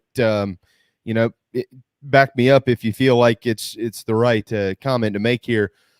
Will Muschamp did a great job recruiting this state from this standpoint, guys up front. I mean, these are good players, and these are guys that were recruited by everybody, folks. I mean, JJ, but he's not from the state of South Carolina, but JJ aside, Jordan Burch and Boogie Huntley and Tonka Hemingway, everybody wanted these dudes. Jabari Ellis, people wanted these guys, and they're at South Carolina, and they were all probably a year or two away from probably being where they needed to be under Will Muschamp. And who knows whether they would have been developed properly and all those things. You can fight about that on message boards all you want to, but the fact of the matter is they did sign good players.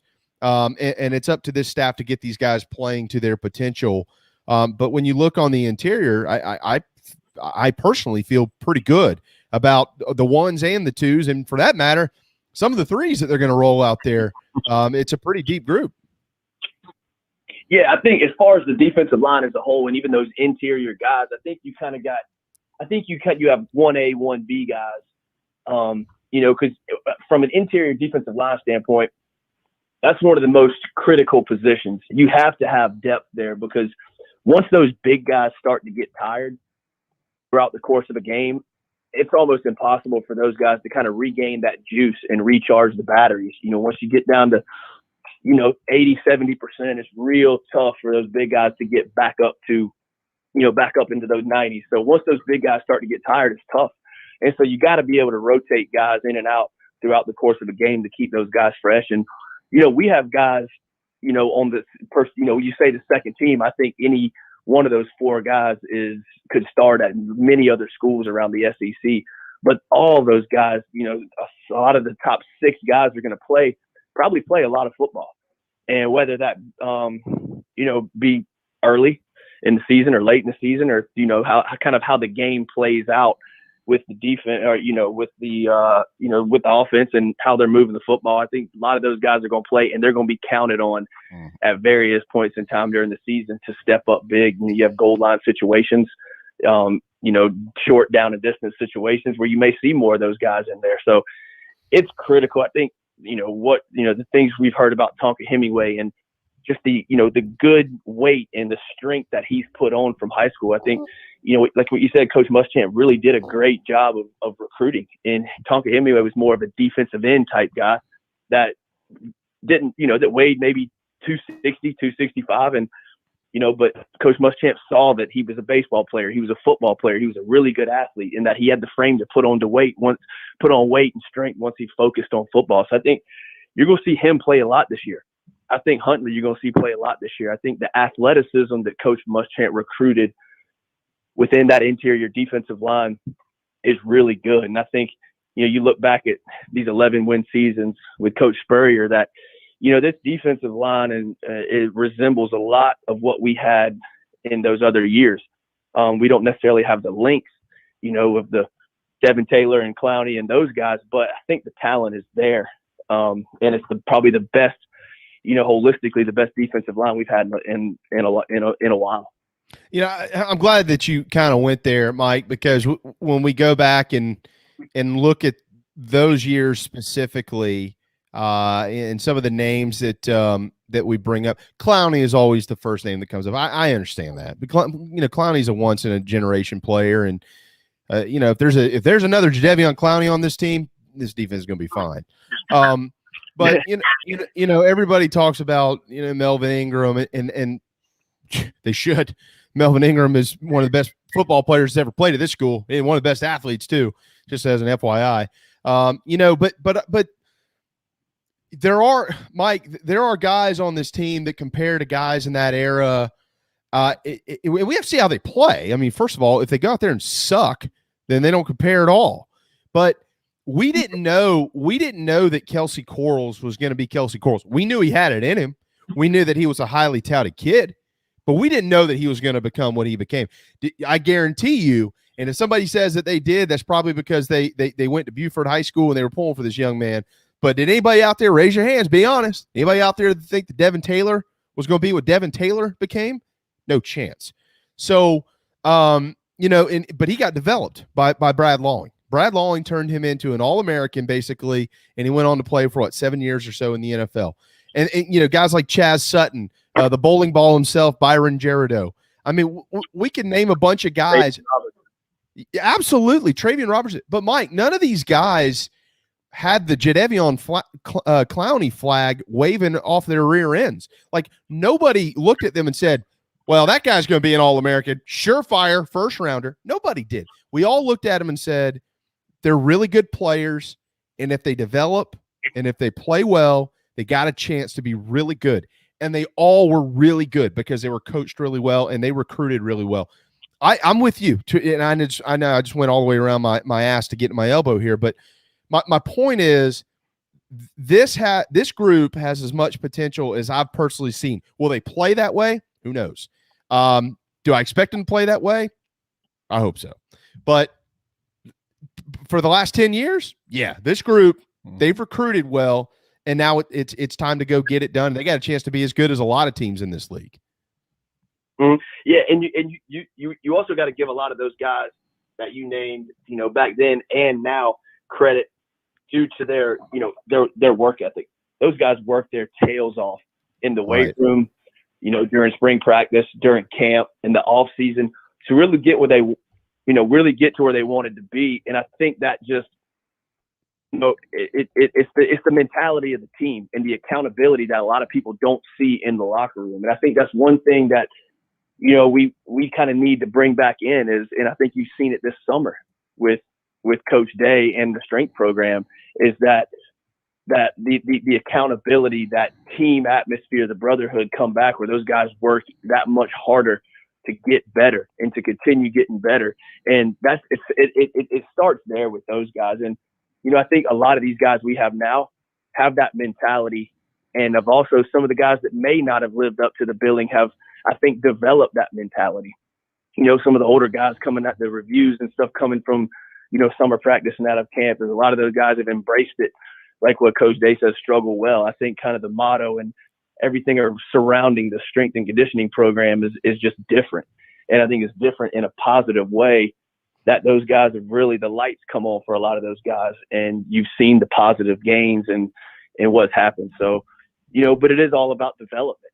And, a lot of it fits into the scheme of the defense you play. And I think going back to this 4-2-5 really fits the strengths of these guys and kind of what that 4-2-5 scheme entails, and how you attack offenses. And so I think you'll see a lot of improvement from those guys up front this year, just due to kind of the overall scheme and the dynamic of this defense fitting their strengths and getting upfield.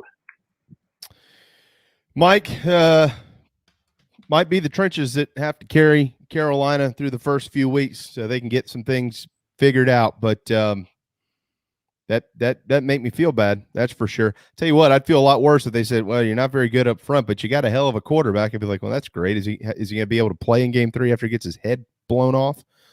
That's exactly it. I'd rather have somebody be able to sit back there and get comfortable and throw the ball than be scrambling for his life all day, but can throw it a mile and pinpoint accuracy. So absolutely, the defensive line with the offensive line, they got to create a pocket, and Eric Douglas has to be big, and those guards have to be big to create a good clean pocket for the quarterback to throw in, and those interior D linemen being disruptive and collapsing the pocket. So that's a lot of what it's about.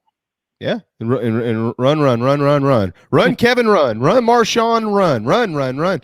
Yeah, and that's probably what they're going to do. Hopefully, the goal is going to be to run it right down East Carolina's throat in week 2, because ECU's returned 20 starters this year, boys and girls, and they're going to be fired up and ready to go. Let's not overlook Eastern Illinois. That's game 1 of the Shane Beamer era. Michael and Darren and I will continue our previews next week, and then it is game week, boys and girls. Next week, by the way, Mike, guess what? We're going to get to talk about the quarterbacks. Maybe something to talk about there. Might have a starter in place by then as well. Before we let you go, though, this might be one of the best days on the National Day calendar. Mm-hmm. I have to keep Mike around for this. This is, first of all, it's if you're a sweets person, it is National Chocolate Pecan Pie Day. Okay. All right. It's okay. We're starting in a good spot, right? Yeah. Oh yeah. All right. It's National Bacon Lovers Day. All right. Getting warmer. Yeah, getting warm. Put bacon on anything. Yep. And for guys like Darren and myself and Michael, because he is our analyst, it's National Radio Day. Oh. So everybody put a slice of bacon on top of some chocolate pecan pie and celebrate yours truly. That's what we'll do. That is strong. I like it. It's a good day, man. The way it is down here, you can put a piece of bacon on an old school radio, put it outside, and it's going to cook. That's true. I did a whole thing of bacon the other day so I could eat my BLTs. Mm-hmm. Well, Mike, you have the kids this weekend, right? Oh, yeah. Playing hard. I was kind of hoping it'd be like, generally when either Mike or I don't have our children with us for some reason, they're off on a trip with mom or doing something like that, we call each other about 10 o'clock on Friday nights and we hang up around 1. And then wake up the next morning and go, damn, what happened to the vodka? Mm-hmm. What exactly did we talk about? Because I know I was on the phone with someone for a while. Hell, when I talked to Mike last Friday night, he said, hold on, let me call you back. And then he called me back and said, sorry, man, I had to run to the store. I was checking out buying some wine. So he had a wine in Friday night with JB on the phone. That was a good one. Special. talking football, man. It's football season. We're ready to roll. Oh God, we're a couple of losers, man. We used to do a lot of fun stuff, and now we just buy bottles of wine and sit around on Friday nights and FaceTime each other and talk about the same crap we've been talking about. Oh, it's you're FaceTiming. You're not even on the phone. Oh no! Oh no! I exaggerated that. Yeah. I meant like the future. Boxes of wine. Yes. Yeah. Economically friendly. Dude, what happened to the vodka? I don't know, man. But I tell you what, we sure know who our center's going to be this year. Oh, God. All right, Mike, I'll give you a shout in about 8 hours. Yes, man. Y'all have a good one. Later. See you, man. Thanks. See ya. There you go, Michael Flint. The original 1-9 from Hobcaw Creek Plantation, South Carolina. All right, our final timeout of the work week. You better get your rounds on Saturday in now. Football's almost here. So if you're going to get out there and play on Saturday, tomorrow's the day to do it. We'll let Scott Glaze tell you all about what's happening out there in Hollywood. And then we'll send you off to the weekend right here on the JB and Goldwater Show, driven by Stokes Volkswagen. This is Mike Mazzell for Stokes Volkswagen on Ashley Phosphate Road with exciting news. It's springtime and we're playing ball. Most dealerships don't have any inventory, but at Stokes Volkswagen we do. So we're playing ball on every new Volkswagen in stock. Every new Volkswagen available with zero down. Qualified buyers can sign and drive with interest-free financing for 60 months. Remember, Stokes Volkswagen on Ashley Phosphate Road is the fastest, easiest way to sell your car and get the most money for your trade. Plus, we'll take any trade in any condition, paid off or not. Is your credit in a slump? Strike two. If you've got $500 down and you make at least $2,000 per month, our lenders can get you approved. So if you want to strike out, that's okay. But if you want to hit a home run and save on a new Volkswagen, come see us today at Stokes Volkswagen on Ashley Phosphate Road or StokesVW.com. $1,666 per month per $1,000 borrowed for 60 months at 0% APR with zero down. Plus tax tag. Includes $499.50 administration fee. Subject to VCI credit approval. Expires month end. Peace and love at Stokes VW. Wando Power Equipment, the trusted home of Hustler zero-turn residential and commercial mowers. There is nobody more trusted in South Carolina than our friends from Wando Power Equipment. They've been providing elite commercial and residential service for over 30 years. Landscape Services have turned to their selection of Hustler zero-turn mowers like the Raptor. Bigger, stronger, faster, and the most durable Raptor Hustler has ever designed. Located on Daniel Island and online at wandopower.com. Wando Power Equipment, owned by the Price family, the home of Hustler zero-turn mowers, rentals, service, and specializing in family and friendship. Shrimping season's back. That means local caught shrimp. That's right, local caught shrimp back on the menu at the Dog and Duck. All three locations, Bell Hall, Park West, and Clements Ferry Road, now featuring once again local caught hand-breaded shrimp, plus other daily specials like the Game Day Burger every Wednesday, Rib Night on Friday, rotating taps all the time, and all the TVs you can possibly imagine for whatever you want to watch. The Dog and Duck in Bell Hall, Park West, and on Clements Ferry Road. Okay, what's going on today, huh? Anything to talk about? All right, greetings and a good Monday afternoon. Greetings and a good Tuesday afternoon. Greetings and a good Wednesday afternoon, and welcome aboard. All right, greetings and a good Thursday afternoon. Greetings and a good Friday afternoon, and welcome aboard. Indeed, good Friday afternoon. Good hair day has arrived in return. Scott Glaze, who runs the show out there at Stono Ferry, is here to fill us in on the postseason of golf. And to remind everybody, Scotty, that starting next Saturday, college football is back in gear. So all of you golfers who love getting out there and playing on Saturday, you better get it in tomorrow, because you're going to have to switch to Fridays and Sundays and things like that. It doesn't mean stop playing golf. It just means you got to change your schedule around a little bit. So if you're planning on day drinking on the golf course on a Saturday, you better do it tomorrow. What's up, man? Yeah, you gotta get it in. The summer's drawing to a close, and we're gonna have football from now till February. So that's certainly exciting. The sports fan in me is excited about that. But I don't know, golf. We keep rolling along. It's gonna be interesting to see what happens. Last fall with COVID and empty stadiums, we didn't have people, leaving for the weekend to go to their favorite team's game, but we'll see what happens this fall. But we actually, we always talk about our available tee times. We actually have a charity event tomorrow that is booking us up in the morning. We'll open up late afternoon. That's been on the books for about a year, and finally coming around. But we do have time Sunday, and whatever you do when you get out here, just make sure to hydrate. And make sure that's hydration with water or Gatorade, along with those cold beers. It's hot. It is hot out there. So sticky, man. Yeah, dog days of summer, but like you mentioned on the PGA Tour, we're rolling into the playoffs. PGA Tour wants to do all they can to be done before football wraps up, so they can get the most eyeballs possible. I don't blame them. It's a smart move. For sure.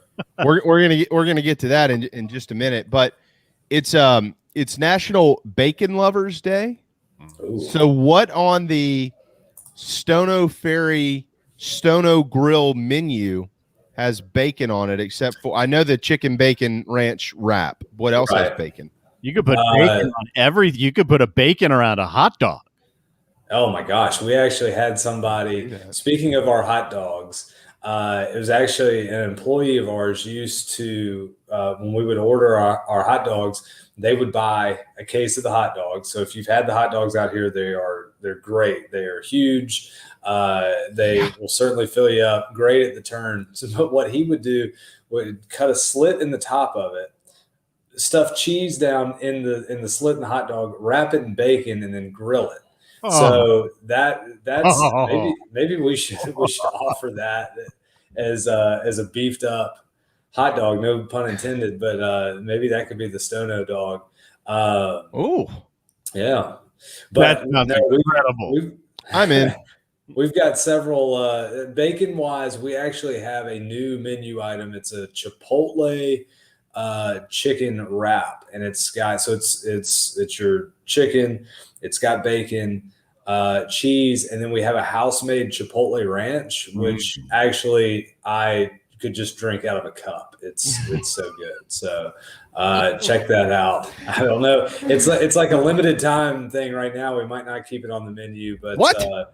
Yeah, oh gosh. Well, if you're drinking the Chipotle ranch out of a cup, you're going to run out of it. That's a good point. Good point, Darren.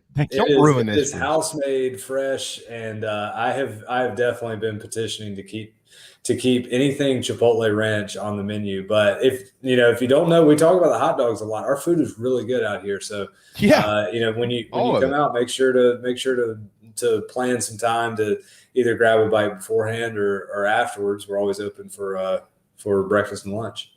So I had it's National Bacon Lovers Day, so I typed in National Bacon Lovers Day in Google just to see the first thing that would come up. 6 recipes to celebrate National Bacon Lovers Day. I don't need a damn recipe. Just give me the bacon. I just want to eat the bacon. I don't care what it's on. I don't need a recipe. I'll celebrate Bacon Lovers Day with bacon. That hot dog wrapped in bacon sure sounded good. That does. That's not really a recipe. You're just wrapping a hot dog in bacon. This is like, the corn salad. If you're going straight piece of bacon, are you crispy, or you like it kind of soft, crispy, and more pliable? Crispy. Gotta have it crispy. Almost burn. Oh, right. I'm not at almost burned, but a good crisp. Yes, it can't be limp, but don't limp is never good. No, just never. Am I the only one that's 16 around here? Come on, what the hell is wrong with you? Oh gosh, yeah, no, it's not. Never good. So head to Stono Ferry, get yourself one of those big wieners. They're not limp either. No. And a cup of Chipotle ranch and have at it. Man, maybe. Oh, that's what we should do. Well, I don't know how ranch in a hot dog would mix. Oh, I've done that. But you take fine. So you take the dog like we were talking about with the cheese, the bacon, and then the Chipotle ranch. That's the Stono dog. That's as soon as I hang up with you guys, I'm going to walk over to the kitchen and see. I'm going to float that idea by him. Hey, look here. I was just on the air. We got an idea. Jerry, get your ass over here. Yeah. You, grab me them wieners. Well, that sounds good. We'll come out there for lunch now, actually, in about 16 minutes. That'd be great. So let's talk some golf. You want to talk golf or no? Let's do it. I can talk food all day too. I mean, I'm here too. for either. We need to get you and David Shelton on at the same time, and y'all can just sit here and go back and forth. Like the whole mac and cheese thing with Darren is still very frustrating to all of us and our audience. The fact that Darren just pours the Kraft mac and cheese into a little cup and that's how he eats it. It's crazy. You got to make it. You still have to boil water and then make the pasta, and then it's a delicate balance of the cheese powder and then the milk and the butter and how you stir it and where and back in the pot. It's very delicate, and if you do it right, there's just nothing better. Step 3. Look, honey, you stir with your right hand clockwise. Go clockwise. We love you, Darren. John Rahm is 12 under at the Northern Trust. 63 yesterday. John Rahm hadn't played golf in like a year. That didn't show. Apparently chipped in for Bird. 67 today, so he's a shot up on Tony Finau. He's 2 up on JT and Kevin Mitchell. So a couple of the big stars up there at the top of the Northern Trust. The postseason of golf has arrived. Postseason of golf, you're right. John Rahm didn't see him. He played this morning. I don't know if you saw him yesterday. He's wearing all black. Mm-hmm. All black is supposed to be slimming. I don't know what John Rahm's been doing when he's under the COVID protocol, but dude needs to push himself away from the table. He's getting thick. Bacon. Maybe it's the bacon. Guy's playing phenomenal golf though. He is 59 under par in his last 16 stroke play rounds worldwide. He has a scoring average in those last 16 stroke play rounds of 67.3. He shot 63 yesterday, shot 67 today. He's already in the house, already in the lead. Yesterday in his round of 63, which was matched by Justin Thomas, he only made 4 putts longer than 4 feet. So he shot 8 under par, and he only made 4 putts longer than 4 feet. That's phenomenal golf right there. That's throwing darts. And especially yesterday, if you saw, the conditions were tough. They're right there, right underneath the shadow of the Statue of Liberty, stiff winds. So just a ball striking machine. But Rahm, it's disappointing the summer that he's had with was dominating the Memorial and then testing positive for COVID, having to withdraw. So subsequently did not win that event. And then he did not get to compete in the Olympics due to another positive COVID test. So I really think obviously he could put his stamp on Player of the Year by winning the FedEx Cup or having a great run at the FedEx Cup. But even without it, he is arguably the Player of the Year, and that's missing out on another win and potentially a medal. So playing great golf, and I think winning that U.S. Open was kind of the tip of the iceberg, kind of really to open the floodgates, whatever cliche you want to use. The guy should be here to stay for quite a while playing really good golf. It was also great to see Justin Thomas yesterday open with a 63, matching John Rahm, and it was like 2 stallions out of the gate there. Beat everybody in the field yesterday by 3 strokes.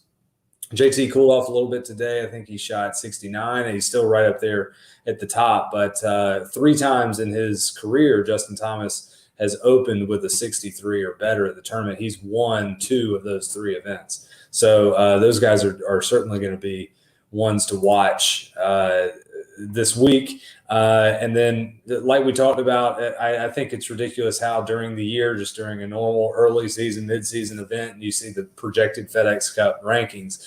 It gets to be really cool when you watch it in the playoffs because it means everything. If someone's in the red, they're projected. If the tournament were to finish right that second, they would not move on to the next playoff round. If they're in the green, that means they're good. So right now we have 125 players playing this week up at Liberty National, and the top 70 are going to make it to the BMW Championship next week at Caves Valley, which is going to be really fun to watch.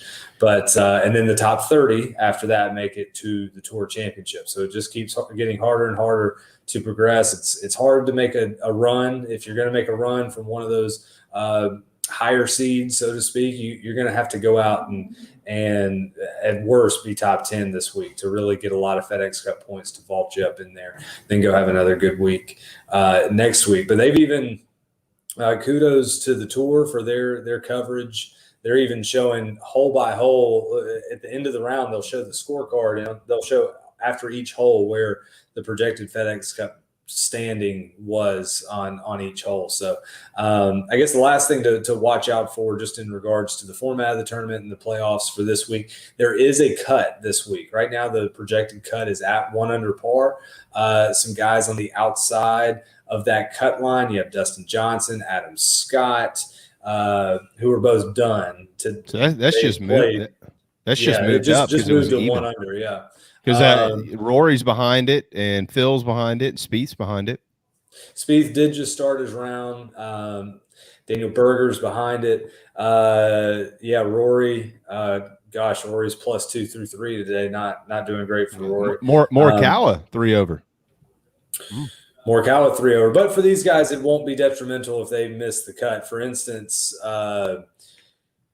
let's see. Phil Mickelson's done today. He's at 3 over. He's going to miss the cut. He is going to move to 66th projected in the FedEx Cup ranking. So he could be right there on the bubble. Rory's going to move to 28th, so he'll be good the next round. Spieth, if he missed the cut, he would be projected to move from 2nd to 8th. And keep in mind, we're going to go into the second year of the Tour Championship being staggered based on where you start in the FedEx Cup points.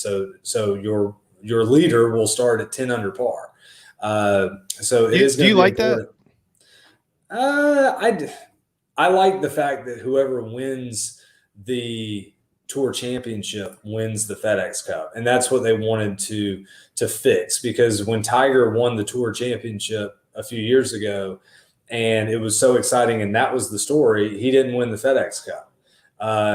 Justin Rose won the FedEx Cup. So they wanted to fix it to where when you're watching the golf tournament, when the guys are coming down on the back nine, whatever it may be, you know that if this person wins, if this leaderboard holds true, that is your FedEx Cup winner, second place in the FedEx Cup, so on and so forth. So I really don't know if there's any better way to do it. That's really just kind of the most logical way to do it. It's hard to maybe follow along at times, but I anticipated last year it being a little more confusing, but watching it once the golf was underway, it was pretty easy to follow, especially for the more casual fans that, like you said, they just want to know, hey, if you win the tournament, you win the playoffs, and that's the way it should be. Yeah, I mean, and just as a casual fan, I mean, the bottom line is if you're watching golf, I understand if whoever's in the lead is in the lead. So if you tune in on Saturday, you don't really even know how they started, that one guy's whoever's in the lead came from like 5 shots back. You may not even know or care. And it's, Collyn Morikawa is leading the FedEx Cup points right now, and he has 2,171 FedEx Cup points. I watch the tour every week. I've got no clue how really you count FedEx Cup points. I guess they could make it easier. Maybe not, but that's the last thing you want to do, especially if you're trying to grow the game and reach a broader audience, is to have a situation where you're like, well, this guy will win if he finishes in 17th place or higher, and there can't be a tie, and this person has to finish here and there and everywhere. So good on the tour for finding a way just to make it as simple as possible. So the purse this week, 9.5, but this week's purse, next week's purse, and then the Tour Championships purse, none of those have to do with the 15 million, right? The 15 million is on top of all of that, right? 15 million is on top of all of that. So it is quite the payday. Let's see. And you said next week is the same amount. Sorry, I was trying to. Oh, I don't know what next week is. I guess I go look at it. But the 15 million is if you win the last tournament and you win the FedEx Cup, you get a $15 million check. Yeah, well, yeah, it is the same next week, 9.5. Well, but there's not a purse on the Tour Championship. So is the Tour Championship? Well, so that's got to be the $15 million. That is your purse, right? That right. that tournament is is the final. $15 million. Yep. But that $15 million goes to the winner, right? Correct, and then it goes down subsequently from there. I mean, just making the Tour Championship is a huge deal. It's going to get you exemptions into all the majors, all your WGC events. I mean, you're kind of a made man if you make the Tour Championship, and you're going to make a lot of money. Mm-hmm. I wanted to see what the payouts exactly were. I've got it right here. First place, yes, gets $15 million. Stat boy. How great would that be? I just played 4 great days. I guess you played a whole year of great golf, but still 4 great days of golf. It's $15 million. $15 million. I don't know what the code is in Georgia, but I do know this. If I was on the PGA Tour, I'd be clamoring to get the damn Tour Championship into Florida where you don't pay any income tax. Give me that $15 million. I'm getting out of here. Give me one of them big checks over there. Happy Gilmore my way right on that. The top 10, you almost make $1 million, $830,000. I did see there are a couple interesting streaks that we have. The PGA Tour put up an interesting article about streaks that we have in the playoffs of guys that have had these streaks that might end. Their percentages to continue in the playoffs are not great. So as you're watching this week, take note of Adam Hadwin. He has made it to the second round of the playoffs. He's made it to the BMW Championship the last 4 years. He is in jeopardy of not making it this year based on his FedEx Cup standings. Jason Day has made it to the second round FedEx Cup playoffs the last 8 years. He does not. The PGA Tour is giving him about a 20% chance to carry on after this week. Gary Woodland, he's made it to the second round the last 8 years. You have Tony Finau, who has made it to the Tour Championship, top 30 on the PGA Tour for that season. He's done that for the last 4 years. And like I said, you're basically a made man if you make that top 30, and it really just heightens your career with there are no ceilings, so to speak. You're going to get to play in everything that you can possibly dream of. Finau not had his best year this year. He's going to have to play well the next 2 weeks to make it to the Atlanta and the Tour Championship. And then finally, Patrick Reed, 7 years in a row, he has made it to the top 30, made it to the Tour Championship. And he's going to be a bubble boy there. He's going to need, especially after withdrawing this week with a knee injury, he's going to need a great week next week if he's able to play at the BMW to continue that streak in the playoffs. Scott Glaze, 1:57 on this Friday afternoon. We'll let you run on that note, my friend, but there are tee times available this afternoon if anybody wants to run down there and play.